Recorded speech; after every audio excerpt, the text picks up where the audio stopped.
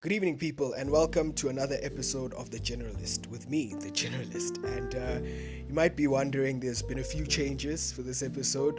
Where are we? We're in a different location, none of your business. So you might be wondering, why do I sound so subdued? Because I'm not Mr. Beast, and I think this works a lot better. I'm sure you do too. And also, why am I dressed in a shirt today? I wasn't wearing one yesterday because, dear viewer, I have a day job. I hope you have one too. Now, with those things out of the way, let's get to what we're speaking about today. And we're speaking about something that you might have seen, you might have heard of, or you live under a rock, you haven't, but you're in the right place. We're going to talk about Botswana. For years, Botswana has been hailed as a beacon, of hope, of stability in a continent that's been rife with political instability, with coups, with economic turmoil. Botswana stands as an example for many other African nations that you can not only run a country, but run a country well.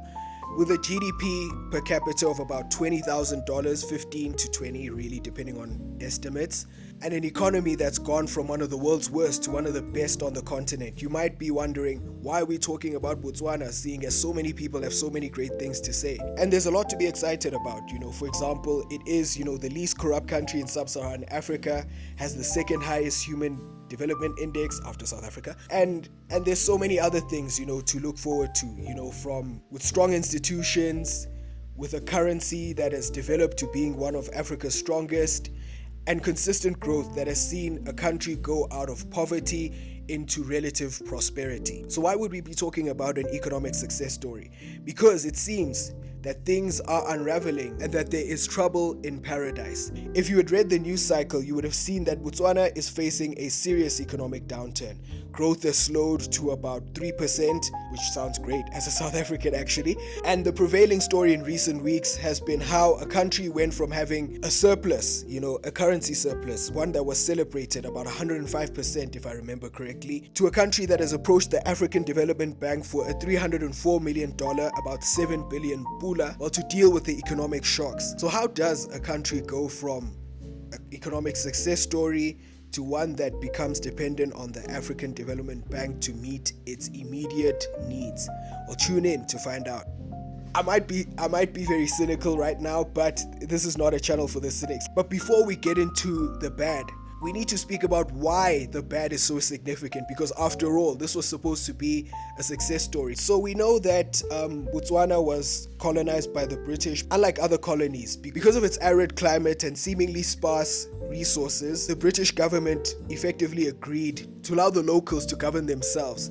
And so you will note that instead of it being a colony outright like its neighbors, South Africa, personal piggy bank of Cecil John Rhodes like Zimbabwe, Botswana had some semblance of autonomy administered by the British government, because at this point most of its population was uneducated. Then we all know what happens, World War II. As we know, after World War II, most European countries were unable to sustain their colonial empires, and the British were no different. And in 1966, they gained their independence, where the British, before leaving, set up a constitution, and elections are held where the infamous Seretse Khama is elected as its leader. Now, you might know his story, especially the romantics out there. He is significant not only because he gave up his kingship for his wife, who was white, but he also returns a hero, becomes the country's first democratically elected president. And not only does he become president, he ends up being a really good one, effectively bucking the trend of what was happening on the continent at the time. For those of you who don't know, Marxism and socialism were the in vogue things at the time. A lot of independence movements were dominated by this school of thought. However, unlike those countries, Botswana was a bit different. Instead of focusing on the idealism of their neighbors, they instead adopt a more pragmatic approach. One such example of this is, instead of kicking out all of the British administrators at the time, and aware that his people were effectively unable at this point in time to administer a whole country on their own, aware that his people at this point in time were probably incapable of administering a country, as after all, at this point in time, only 22 people in Botswana at this point in time had a university degree, with approximately 100 people having received a high school diploma. Khama and his government realized that they still needed British administrators, and they agreed to allow them to stay in their administrative roles until they could educate enough people to be able to run the country on their own. But that wasn't the only thing that they did, resulting in a 5-decade period of rule by the Botswana Democratic Party, and not because they rig elections, because of some constitutional amendment that declares the ruling party as rulers for all eternity, but because people trust their ability to govern and their ability to make their lives better. And all of this results in all of the wonderful things that we had discussed at the beginning of this episode. So where does it go wrong then? Well, it starts with lab-grown diamonds.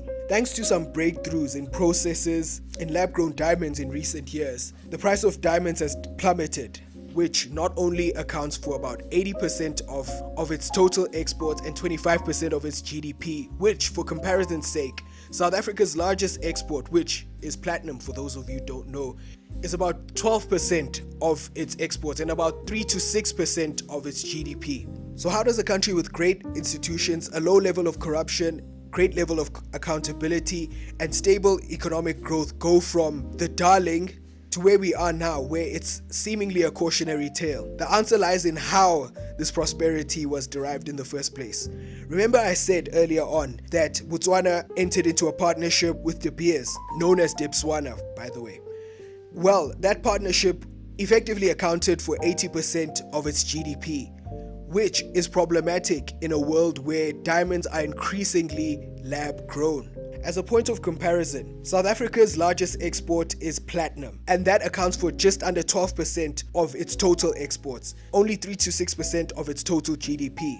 But maybe that might not be a fair comparison because, surprisingly, South Africa has the type of economic diversity normally seen in first world countries, and its problems are not really diversity so much as weakening institutions, corruption, and inequality. But we're not going to speak about South Africa. We're going to deal with that in the next episode, actually. Back to Botswana. So if we don't compare it to an economy like South Africa's, what about Kenya, where its greatest export, tea, amounts to about just under 5% of its total exports? And you see that Botswana effectively built its economy on a house of cards, if you will. And they were aware of this. And they've spent the last 5 decades trying desperately to diversify its economy with mixed success.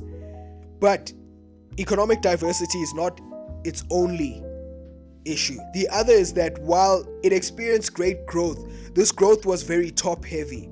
And this is evident in its Gini coefficient. For those of you who don't know, the Gini coefficient basically, on a scale of 0 to 1, basically determines how unequal a country is. 0 being totally equal, 1 being totally unequal. Botswana at 53.3 is actually the 4th most unequal nation in the world. Add to that an unemployment rate of about 25 to 27%, and you can see that there were fundamental issues in the way that the economy had been set up. And those fundamental issues have only been exacerbated by the recent downward turn in diamond prices. But that's not all.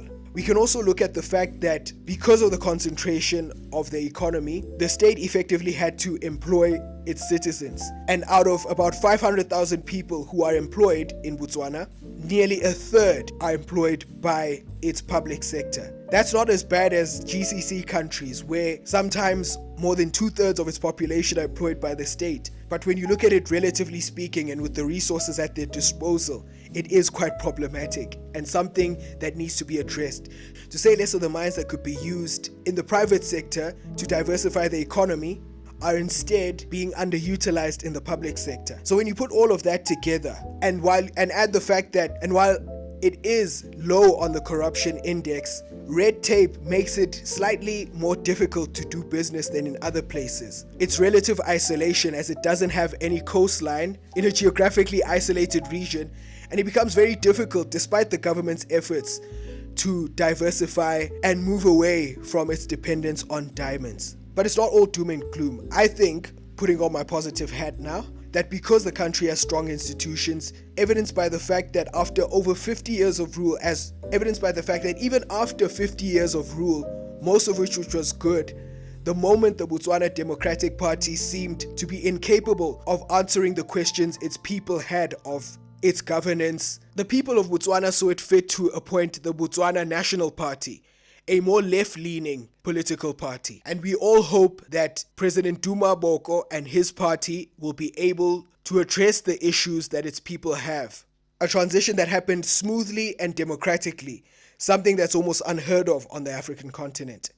And while a part of this video was admittedly brought about by a little bit of hate, because I am a citizen of its neighbors to the south after all, the so-called failed state at the tip of the African continent, if you will, many of its neighbors to the south, like me, and many people on the continent as well and the world beyond are hopeful that our dry desert neighbors to the north will be able to find the solutions to the many problems that they might face. That was just a brief conversation about something I felt like is spoken about in bits and bobs but hasn't really been dealt with in totality. And I hope you were able to learn something today. And as always, don't forget to like, share, and subscribe. We will be releasing videos regularly, and I will make true on my promise. In the next episode, we'll look into whether South Africa is indeed on the road to failed statehood. Don't forget to turn your bell icon so you can see that episode. And don't forget to share this with anybody who might be interested. Thank you, and see you next time.